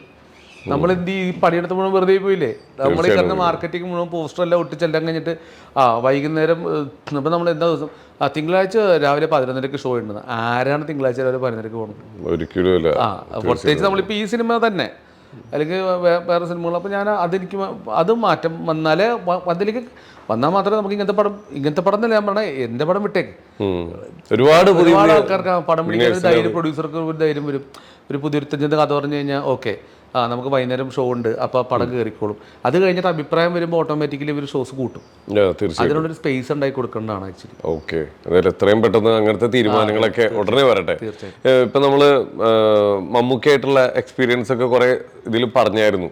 ബ്രോ ഫസ്റ്റ് ആണോ മമ്മൂക്കായിട്ട്? ഞാൻ ആദ്യമായിട്ടാണ് മമ്മൂക്കായിട്ട് അഭിനയിക്കുന്നത്. അതിൽ ജോസേട്ടൻ വഴി ആയതുകൊണ്ടാണ്. ഓക്കെ. എന്താ വെച്ചാൽ നമ്മുടെ എല്ലാവരും പണ്ട് മുതലേ ഇപ്പൊ നമ്മൾ കാണുന്ന സിനിമകൾ, ദൂരദർശൻ തൊട്ട് നമ്മൾ കാണുന്ന മമ്മൂക്കാടെ പടം എന്നൊക്കെ പറയുമ്പോൾ അല്ലെങ്കിൽ ലാലേട്ടന്റെ പടം എന്നൊക്കെ നമ്മളൊരു സ്പെഷ്യൽ ഇൻട്രസ്റ്റ് കാണിക്കും. 100%. അവിടുന്ന് ഒരുമിച്ച് അഭിനയിക്കാൻ വരുന്ന, എനിക്ക് അഭിനയിച്ച എക്സ്പീരിയൻസ് അല്ല ബ്രോ, അഭിനയിക്കാൻ വിളിച്ചപ്പോ മമ്മൂക്കനെ ആദ്യം നമ്മൾ മുമ്പേ കണ്ടപ്പോ നമ്മുടെ മനസ്സിൽ വന്ന ആ ഒരു മിന്നലില്ലേ. എനിക്ക് ഫസ്റ്റ് തന്നെ എനിക്ക് അത് ഏറ്റവും നമ്മുടെ ചേട്ടച്ചാരെ പോലെ ലിജോ ചേട്ടൻ. അപ്പോൾ ലിജോ ചേട്ടൻ എന്നെ വിളിച്ചിട്ട് അഭിനയിക്കാൻ പറഞ്ഞപ്പം എനിക്ക് ലിജോ ചേട്ടൻ വിളിക്കണു എന്നുള്ളതാണ് എൻ്റെ ഫസ്റ്റ് എക്സൈറ്റ്മെൻറ്റ്. നമുക്ക് ഓഫ് കോഴ്സ് എക്സൈറ്റ്മെൻ്റ് ആണ്. ചെന്ന് നമുക്ക് എല്ലാം റെസ്പെക്റ്റുള്ള, ഭയങ്കര നമുക്ക് എല്ലാവർക്കും ഭയങ്കര ഇഷ്ടമുള്ള നമുക്ക് ഭയങ്കര കൂൾ, വളരെ സിമ്പിൾ, വളരെ നല്ല വളരെ എന്താ പറയണത്, ഒരു ഞങ്ങളെല്ലാവരും ബസ്സിൽ പോവും ഒക്കെ ചെയ്യുന്നതുകൊണ്ട് അങ്ങനെയാണല്ലോ ആ സിനിമയിൽ കൂടുതൽ. അപ്പോൾ കുറച്ച് 2 ദിവസം കഴിഞ്ഞപ്പോൾ ഞങ്ങളെല്ലാം ഒരേ ഫാമിലി പോലെയായി. മറ്റേ ലിജോ ചേട്ടൻ്റെ സിനിമയല്ലേ, മറ്റെല്ലാം ഷോർട്ട് വെച്ച് ക്ലോസും അങ്ങനെ ഇല്ലല്ലോ. അപ്പം നമ്മളെല്ലാം ഒരുമിച്ചൊക്കെ നിൽക്കുകയാണല്ലോ. അപ്പം ഭയങ്കര നമുക്ക് സോ നൈസ് എന്നുള്ളതാണ് ആ പടത്തിലേട്ടോ. നമുക്ക് വർത്താനം പറയാം, നമ്മളായിട്ട് മിങ്കിൾ ചെയ്യുന്ന രീതികൾ വളരെ ഭയങ്കര കണ്ടു പഠിക്കേണ്ട ഒരു, നമുക്ക് കണ്ടുപിടിക്കേണ്ട ഒരു പേഴ്സണല്ലേ. കാരണം നമ്മളൊക്കെ രാവിലെ നമുക്ക് ഷൂട്ടിന് പോകും. അപ്പോൾ അതിരാവിലെയൊക്കെ നമുക്ക് 6 മണി 7 മണിയാകുമ്പോൾ റെഡി ചെയ്യണം അവിടെ. അപ്പോൾ രാവിലെ നമ്മൾ കിടക്കുമ്പോൾ രാത്രി കഴിയുമ്പോൾ എനിക്കൊക്കെ പിന്നെ പിറ്റേ ദിവസം ഉച്ചക്കൊക്കെ ഉള്ളു. പക്ഷേ നമുക്ക് വീണ്ടും രാവിലെ 6 മണിക്ക് പോകണം. രാത്രി 9, 10 മണി 11 മണി 12 നമുക്ക് വീണ്ടും രാവിലെ അവിടെ. അത് നല്ല വെയിലുമാണ്, നമ്മൾ കൈവച്ച പൊള്ളിപ്പോവും. വെയിൽ നമ്മൾ സ്വപ്നം കാണാൻ പറ്റാത്ത വെയിലാണ്. അതാണ് വെയിൽ, നമ്മുടെ നാട്ടിലെ വെയിലല്ലത്. അത് മത്തപ്ര വെയിലത്തല്ലേ ഇത് മുഴുവൻ. നമ്മൾ വേർക്കത്തുമില്ല. മറ്റേ വെയിലുണ്ടല്ലോ, ഹ്യൂമിഡിറ്റി ഇല്ലാത്ത അല്ലാത്തൊരു വെയിലാണ്. പക്ഷെ നമുക്ക് അവിടെ നിന്ന് വർക്ക് ചെയ്യണതും പിന്നെ അതിനോട് വർക്കിനുള്ള കമ്മിറ്റ്മെന്റും ആ ചെയ്യുന്ന നമുക്ക് പഠിക്കാൻ ഭയങ്കര നമുക്ക് മാത്രമേ ഉള്ളൂ. അതുപോലെ വേറൊരു ഫിനോമിനൽ സാധനമാണ്. എനിക്ക് ഭയങ്കര സന്തോഷം തോന്നി നമുക്കോട് അഭിനയിക്കാൻ പറ്റിയെന്നുള്ളത് വലിയൊരു. തീർച്ചയായിട്ടും നമ്മൾക്ക് ഉള്ളിലെ ദൈവമേ ഒരു നമുക്ക് അഭിനയിക്കുമ്പോൾ നമുക്ക് അങ്ങനെ അഭിനയിക്കാൻ പറ്റില്ല. മീൻ ക്യാരക്ടർ ഒന്നും ഒരു ഫീലിംഗും ഇല്ലാത്ത ഒരാളായിട്ടാണ് ലിജോ ചേട്ടൻ പറഞ്ഞത്. അപ്പം എനിക്ക് ഇങ്ങനെ ഒരു വികാരവും പാടില്ല, അങ്ങനെ വിഷമിച്ച് നടക്കണം. അപ്പം അത് ഫുൾ ടൈം ഒരു ലിജോ ചേട്ടന് സെറ്റ് ആയതുകൊണ്ട് നമ്മൾ അങ്ങനെ തന്നെ നിൽക്കണം എപ്പോഴും. അതുകൊണ്ട് എനിക്ക് ആ സന്തോഷം വരുത്താനുള്ള ഗ്യാപ്പ് കിട്ടുന്നില്ല. എപ്പോഴും നമ്മൾ ഇങ്ങനെ തന്നെ നിൽക്കണം. ഷോർട്ട് കഴിയുമ്പോൾ ഞാൻ അവിടെ വല്ലയിടത്തിരിക്കും, മൊബൈൽ നോക്കിയിരിക്കും. എന്തായാലും നമ്മുടെ ലൈഫിലേക്ക് വെക്കുന്ന ഓരോ സ്റ്റെപ്പിൽ വരുന്ന നല്ല നല്ല മൊമെന്റുകളാണ് ഇതെല്ലാം. മമ്മൂട്ടിയോട് അഭിനയിക്കാൻ പറ്റുന്നത് ഒന്നും പറയാനില്ല. ഞാൻ ഒരിക്കലും സ്വപ്നത്തിൽ പോലും വിചാരിച്ചിട്ടില്ലല്ലോ. ഓ, അങ്ങനെ ലിജോ ചേട്ടൻ വഴിയാണ് എനിക്കത് വന്നത്. കിട്ടിയത് ലിജോ ചേട്ടൻ എനിക്ക് ചെയ്തു തന്ന ഏറ്റവും വലിയൊരു ഭാഗ്യമായിട്ട് വലിയ കാര്യമായിട്ട് എനിക്ക് തോന്നുന്നു. ഓക്കെ ബ്രോ, ഒറ്റ കാര്യം ബ്രോ, ഇപ്പൊ ഒരുപാട് ആൾക്കാർ പല പല മേഖലയിൽ നിന്ന് ഇപ്പൊ സിനിമയിലേക്ക് വന്നിട്ടുണ്ട്. ചിലപ്പോൾ ഒരു ട്രോമ കിട്ടിക്കഴിഞ്ഞാൽ അവർ പലരും നല്ല കഴിവുള്ളവർ അതങ്ങ് ഇട്ടിട്ട് അങ്ങ് പോകും. കാരണം എനിക്ക് പറ്റൂല എന്നുള്ള രീതിയിൽ ഞാൻ എന്തിനാ എത്ര സ്ട്രെസ് എടുക്കുന്നത്. എവിടെയെങ്കിലും ഒരു സമയത്ത് ബ്രോയ്ക്ക് ഭയങ്കര ഒരു അടി കിട്ടിയൊരു ഫീൽ തോന്നിയത് എപ്പോഴാണ് ലൈഫിൽ? എനിക്ക് ഈ മറ്റേ ഇവിടുത്തെ സെൻസർ കിട്ടൂല എന്ന് വിചാരിച്ചപ്പോഴത്തേക്കും എനിക്കൊരു നെഞ്ചുവേദന വന്നു. അയ്യോ, കാരണം നമ്മൾ ഇത്രയും പണിയെടുത്തിട്ട് ഒരു സെൻസർ തരൂല എന്ന് പറഞ്ഞപ്പോൾ ഞാൻ വിചാരിച്ചു ഇനി എന്ത് ചെയ്യൂത്, സെൻസർ കിട്ടൂല, സിനിമ 1.5 മണിക്കൂർ കട്ട് ചെയ്യണം. ഓയ്യോ, അപ്പൊ നമ്മള് പണി തീർന്നില്ലേ, ഇത്രയും കഷ്ടപ്പെട്ട് ചെയ്തത് മുഴുവൻ വെറുതെ ആയ. ഇപ്പൊ അവിടുത്തെ സെൻസർ ബോർഡിലെ ആൾ പറയാം, നിങ്ങൾക്ക് ഇഷ്ടംപോലെ വേറെ ഓപ്ഷൻസ് ഉണ്ടല്ലോ, ഒരു തിയേറ്റർ മാത്രമല്ലല്ലോ. അങ്ങനെ പറഞ്ഞു. അതായത് ഇതിൽ അപ്പൊ നമ്മളിത് എന്ത് ചെയ്യുന്നത്, ഇത് തിയേറ്ററിൽ കാണിക്കാൻ വേണ്ടി നമ്മൾ ഇത്ര പണിയെടുത്തിട്ട് ഇതുകൂടി കേട്ടപ്പോഴേക്കും നമ്മള് എന്റെ ഇതുകൊണ്ടൊക്കെ തന്നെയായിരിക്കും ഒരു ടൈമിലും എല്ലാരും OTT-യിലേക്ക് പോയത്. തിയേറ്ററുകാരൊക്കെ പ്രതിസന്ധിയിലായത് സീനായി പോയിരുന്നേ. അപ്പൊ നമുക്ക് അപ്പം നമ്മള് ഡിപ്രഷനായി. കാരണം ഇത്രയും അടുത്ത പടവിന് ഇറങ്ങത്തില്ല, ഒന്നും ചെയ്യാൻ പറ്റില്ല. ഇനി ബോംബെ പോയി കഴിഞ്ഞാൽ മാത്രമല്ല ഇവര് കുറെ എഴുതി കൊടുക്കും ഈ സിനിമയുടെ. ഞാൻ നോക്കുമ്പോ ഒരു ബുക്ക് തന്നെ ഉണ്ട് നമ്മുടെ പടത്തിന്റെ, അത് ഫസ്റ്റ് പേജ് വെച്ചതിന് തരില്ല. അപ്പൊ ഞാൻ വിചാരിച്ചു ഇനിയിപ്പോ കിട്ടത്തില്ല എന്ന് വിചാരിച്ചു. അപ്പൊ ആ ഒരു 6-7 മാസം ഈ പറഞ്ഞ പോലെ കയ്യിന്ന് വിട്ടു. വേറെ എന്ത് ചെയ്യും, ഇനിയിപ്പോ നമ്മൾ ഈ പരിപാടി ഇറങ്ങൂല. ഇത്രയും ആൾക്കാർ 100-200 പേര് അഭിനയിച്ചിട്ടുണ്ട് ഇതിനകത്തൊരു 100 പേരെങ്കിലും വിളിച്ചോണ്ടിരിക്കണ്ടോ എപ്പോഴാണ് വെച്ചിട്ട്. ഇതേ തന്നെ ശരണന്തോറും ചിന്തിച്ചിരിക്കുന്ന ആൾക്കാർ കുറെ പേര് അഭിനയിച്ചിട്ടുണ്ട്. അത് കൂടാതെ സിനിമ പാഷനറ്റ് ഇവരോടൊക്കെ ഞാൻ എന്ത് പറയും. അപ്പം ഞാൻ അതിൽ ടെൻഷൻ അടിച്ച് അവിടെ ചെന്ന് സെൻസർ കിട്ടാതിരിക്കുമോ. അതുകൊണ്ടൊക്കെ എനിക്കൊണ്ട് ബോംബെക്ക് പോകണമെങ്കിൽ എനിക്ക് ആങ്സൈറ്റി വന്നത്. കാരണം നമ്മൾ ട്രെയിനിൽ ട്രാവൽ ചെയ്ത് അവിടെ വരെ ചെന്നിട്ട് ഇവന്മാർ ഈ ബുക്ക് കണ്ട് തന്നില്ലെങ്കിൽ നമ്മൾ എന്ത് ചെയ്യും. തീർച്ചയായിട്ടും അത് കിട്ടിക്കഴിഞ്ഞപ്പോഴാണ് എനിക്ക് എന്റെ സർവ്വ ആങ്സൈറ്റി ഞാൻ തിരിച്ച് ബോംബെയിൽ നിന്ന് എടുത്തത് അറിഞ്ഞില്ല. തന്നെ ഇവിടെ എത്തി. അത് കഴിഞ്ഞോടെ ഞാൻ അറിഞ്ഞില്ല ഇവിടെ എത്തിയത്. ഇവിടെ പോകാൻ പറ്റുള്ള ഞാൻ പോണേക്ക് ട്രെയിനിലാണ് ഇരുന്ന മനസ്സിലേക്ക് ആ ബുക്ക് അത് കാണുമ്പോൾ ഇവർ എന്ത് ചെയ്യുന്നത് എന്താണെന്ന് അറിയത്തില്ല, ആരാണ് സെൻസർ ചെയ്യാൻ പറ്റുന്നതെന്ന് അറിയത്തില്ല, എങ്ങനെയാണ് അവിടുത്തെ സെറ്റപ്പ് എന്നറിയില്ലേ, സെൻസർ ബോർഡ് എന്താണെന്ന് അറിയത്തില്ല ബോംബെ. എനിക്കിത് എങ്ങനെ ഇരിക്കും പകരം നമ്മൾ എന്ത് കൊടുക്കും. രവിചേട്ടനോട് നമുക്ക് ഒന്നും പറയാനില്ല. രവിചേട്ടൻ ചക്കര മനുഷ്യൻ വിളിച്ചു പറഞ്ഞിട്ടാണ് നമുക്ക് സെൻസർ. അല്ല അത് രവിചേട്ടൻ വിളിച്ചു പറഞ്ഞ് നമുക്ക് സെൻസർ കാണാന്നേ പറഞ്ഞിട്ടുള്ളൂ, തരാന്ന് പറഞ്ഞിട്ടില്ല. നമ്മളെ പടം കാണാന്ന് മാത്രം നമുക്കൊരു ഡേറ്റ് എടുത്തിട്ടുള്ളൂ. ബാക്കി ഇത് കണ്ടിട്ട് അപ്പൊ കാണും, കിട്ടുമെന്നൊരു ഗ്യാരണ്ടി ഇല്ല. എന്നിട്ട് ഇത്രയും നാള് കാണാതിരുന്ന പടം രവിചേട്ടനെ വിളിച്ചു, വേറൊരു സാറുണ്ട്, പടം കാണാൻ അവർ സമ്മതിക്കുന്നു, അത്രേ ഉള്ളൂ. ഇത് തരാന്ന് ഒരു ഗ്യാരണ്ടി ഇല്ല. അവിടെ ചെന്ന് നമ്മൾ ഈ പുറത്ത് വെയിറ്റ് ചെയ്യണ ഒരു വെയിറ്റിംഗ് ഉണ്ട്. അപ്പൊ നമ്മുടെ പടം അവിടെ നടന്നുകൊണ്ടിരിക്കുന്നതാണ്. അപ്പൊ തീരുന്നനുസരിച്ച് നമുക്ക് ടെൻഷൻ ആവും. ടെൻഷൻ തീർന്നു, ഇനി ബോംബെ വരെ വന്ന് ഇനിയിപ്പോ ഇത് മരിച്ച വീട്ടിൽ പോണ ഫീലിംഗ് ആണ് ഇരിക്കുന്നത്. കഴിഞ്ഞ പാടെ അവർക്ക് ഫിലിം ഭയങ്കര ഇഷ്ടപ്പെട്ടു, അവർക്ക് ഭയങ്കര ഇഷ്ടപ്പെട്ടു. ഇപ്പോൾ ഒരു PK ലൈൻ പരിപാടിയാണ് പറഞ്ഞപ്പോൾ നമുക്ക് സന്തോഷം. അപ്പോൾ അവർ പറഞ്ഞു കേരളത്തിൽ നിന്നാ സെൻസർ. ഞാൻ പറഞ്ഞു അറിയില്ല, നമുക്കറിയില്ല അവർ എങ്ങനെയാണ് ചെയ്തത് പറഞ്ഞു. അപ്പോൾ അവർ പറഞ്ഞു ഇതിനകത്ത് കുറച്ച് കട്ട് ചെയ്തോട്ടെ എന്ന് ചോദിച്ചു. കട്ട്സ് എടുത്തോട്ടെ. അപ്പോൾ ഞാൻ പറഞ്ഞു അങ്ങനെ കട്ട് ചെയ്ത് കഴിഞ്ഞാൽ പിന്നെ ഇത് ഒന്നിനും കൊള്ളാണ്ടായി പോകും. അപ്പോൾ അവർ പറഞ്ഞത് ഏറ്റവും രസമുള്ള സാധനം കട്ട് ചെയ്യാനാണ്. അപ്പം ഞാനപ്പോൾ അവരോട് പറഞ്ഞു സർ പ്ലീസ് അങ്ങനെ കട്ട് ചെയ്യരുത്, അതിൻ്റെ രസം പോവും, അതിനകത്താണ് നിൽക്കണ പടം. മാത്രമല്ല അതിനകത്ത് ഇപ്പം പുള്ളി അപ്പോൾ അവിടെ പറഞ്ഞ കാര്യം ചെയ്യും, നമുക്ക് തരാം നിങ്ങൾക്ക് വിത്തൗട്ട് കട്ട്സ്. പടം അവർക്ക് ഇഷ്ടപ്പെട്ടതുകൊണ്ട് തരാം. പടം ബ്യൂട്ടിഫുൾ ആണ്, അതുകൊണ്ട് തരാം. ഇറങ്ങാതെ പോരുത് ഈ പടം, അതുകൊണ്ട് തരാം. ഞാൻ പറഞ്ഞു ആ തന്നാൽ മതി. അടിപൊളി. ഫ്രെഡി എൻ്റെ കൂടെ ഉണ്ടായിരുന്നു. ഞാൻ പറഞ്ഞടാ, അപ്പോൾ പുള്ളി വേണോ UA വേണോ, വിത്ത് കട്ട്സ് UA. അപ്പോൾ വീണ്ടും ഒരു അരമണിക്കൂർ കുറയും. ഫ്രെഡി പറഞ്ഞു വിത്തൗട്ട് കട്ട്സ്. ഞാൻ പറഞ്ഞു വിത്തൗട്ട് കട്ട്സ്. ഞങ്ങൾ അതിനകത്ത് കയറുന്നുണ്ട്. ഞാൻ ഫ്രെഡി കർത്താവേ സെൻസർ കിട്ടണേ പ്രാർത്ഥിച്ചിട്ട്. എന്തായാലും നമുക്ക് ഇത്രയും നമ്മളെ എന്താ പറയാ ടെൻഷനാക്കി എല്ലാം കഴിഞ്ഞപ്പോ സിനിമ റിലീസ് നമ്മളെല്ലാരും വെയിറ്റ് ചെയ്തിരിക്കാണ് പടം കാണാൻ വേണ്ടി. നമ്മളെല്ലാരും അതെ ഇത്രയും പറഞ്ഞിട്ടുണ്ടെങ്കിൽ ഇപ്പൊ എല്ലാവർക്കും ഇത് കാണുന്നവർക്ക് മനസ്സിലാവും എന്തുകൊണ്ട് എന്നുള്ളത് ഈ ഇന്റർവ്യൂ കാണുന്നവർക്ക് മനസ്സിലാവും. ഈ ഒന്നും ഒരു കാര്യമില്ല, ധൈര്യമായിട്ട് നമുക്ക് കയറി കാണാം. അതിനെക്കാട്ടിയും വയലൻസ് ഉള്ളതും അങ്ങനത്തെ പടങ്ങളൊക്കെ അയ്യോ, തിയേറ്ററിൽ violence കയറി ഉം blood ഉം അല്ല ഈ പടത്തില്. ആൾക്കാർ പോയി കണ്ടതാണ്. അപ്പൊ നമ്മൾ ഇതിനകത്തൊന്നും ഇല്ലെന്നേ. ഇത് ബേസിക്കലി നമ്മൾ ഇങ്ങനത്തെ സബ്ജക്ട് ആയതുകൊണ്ട് മാത്രമാണ് ഇവര് എഴുതുന്നത്. പക്ഷെ ഞാൻ വിചാരിച്ചതാ ഇനിയിപ്പോ ഏത് പറഞ്ഞാൽ എന്താ, ഞാൻ നോക്കുമ്പോ എന്തോരം പടങ്ങൾ ഇപ്പൊ അങ്ങനെ ഇറങ്ങുന്നുണ്ട്. സർട്ടിഫിക്കറ്റ് പണ്ടായിരുന്നു പ്രശ്നം. സാറ്റലൈറ്റ് ബിസിനസ് ഉണ്ടായിരുന്ന കാലത്തായിരുന്നു സർട്ടിഫിക്കറ്റിന്റെ പടങ്ങൾ രാത്രി 10:00 ശേഷം മാത്രം ഇടാൻ പറ്റുള്ളൂ. അതിന് പൈസയും കുറവായിരുന്നു. ഇപ്പൊ സാറ്റലൈറ്റ് ബിസിനസ് ഇല്ലല്ലോ. അപ്പൊ അതുകൊണ്ട് നമുക്ക് അത് പ്രശ്നമില്ല, ഒരു പ്രശ്നമില്ല. ഓക്കെ, അപ്പൊ എന്തായാലും പടം തകർക്കട്ടെ. Thank you. എത്രയും പെട്ടെന്ന് ഇറങ്ങി വരുന്ന ജൂലൈ 17 റിലീസാണ്. ഞാനും ഉണ്ടാവും ഫസ്റ്റ് ഡേ. Thank you. ഏതായാലും നമ്മൾ ഇനി എന്തായാലും ഒന്നും കൂടി കാണും ഈ പടത്തിന്റെ സക്സസ് പാർട്ടിക്ക്. ഓക്കെ, അപ്പൊ അടിപൊളിയാവട്ടെ. Thank you.